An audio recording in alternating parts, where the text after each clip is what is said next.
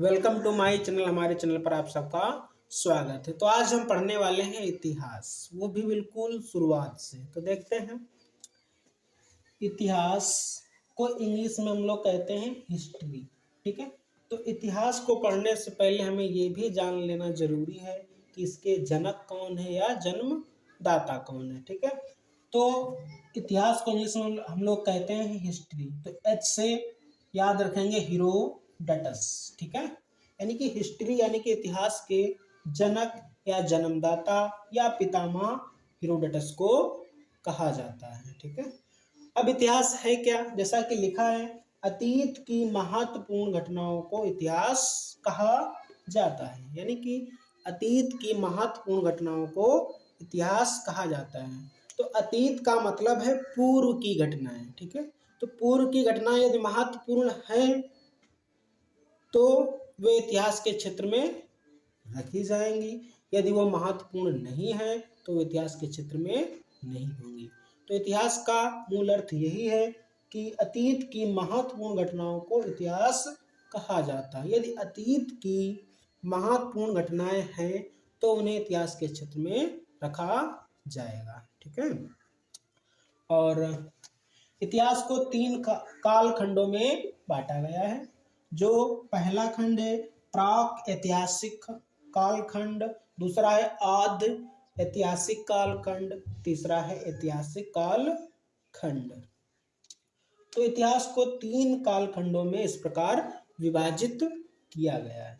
तो हम देखते हैं प्राक ऐतिहासिक कालखंड और आद ऐतिहासिक कालखंड और ऐतिहासिक कालखंड के बारे में।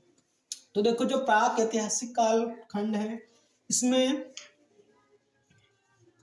लिखित स्रोत कोई नहीं प्राप्त हुए हैं। ठीक है, जो प्राक ऐतिहासिक कालखंड हमारा है उसमें लिखित स्रोत कोई भी प्राप्त नहीं हुए हैं।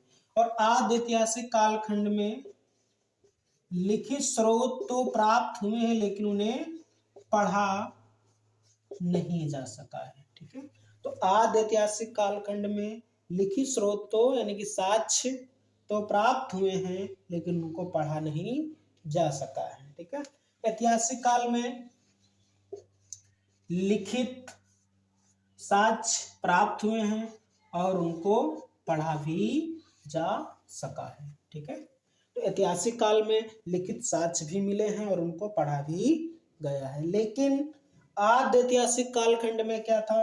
तो लिखित साक्ष्य तो प्राप्त हुए हैं लेकिन उनको पढ़ा नहीं जा सका। और प्राक ऐतिहासिक कालखंड में कोई भी लिखित साक्ष्य हमें प्राप्त नहीं हुए हैं।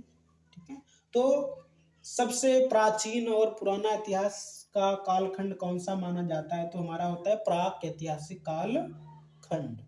ठीक है, और लिखित साक्ष्य किसमें प्राप्त हुए हैं? आदि ऐतिहासिक काल में लिखित साक्ष्य प्राप्त हुए हैं लेकिन उनको पढ़ा नहीं जा सका है।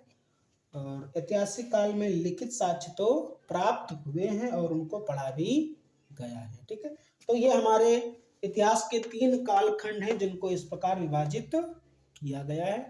अब हम देखते हैं इतिहास को कितने भागों में विभाजित किया गया है, जानते हैं उसमें कौन कौन से पार्ट विद्यमान हैं जो कि ऐतिहासिक कालखंड को एक व्यापक क्षेत्र में प्रस्तुत करते हैं। ऐतिहासिक कालखंड को इन चार भागों में बांटा गया है, जिसमें पहला है हमारा प्राचीन इतिहास। ठीक है, तो प्राचीन इतिहास में हमें लगभग 2000 साल का इतिहास पढ़ना है। ठीक है, कितना? लगभग 2000 साल का इतिहास में प्राचीन इतिहास में हमें पढ़ना है। ठीक है, फिर दूसरा है मध्यकालीन इतिहास।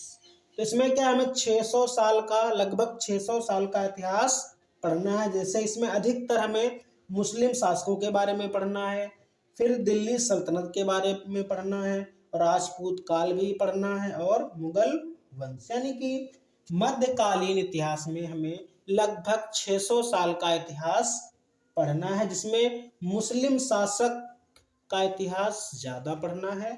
उसके बाद दिल्ली सल्तनत के बारे में पढ़ना है और राजपूत काल पढ़ना है और मुगल वंश। ये हमारे आ जाएंगे इसमें मध्यकालीन इतिहास में। ठीक है, फिर आता है आधुनिक इतिहास काल, यानी कि आधुनिक इतिहास।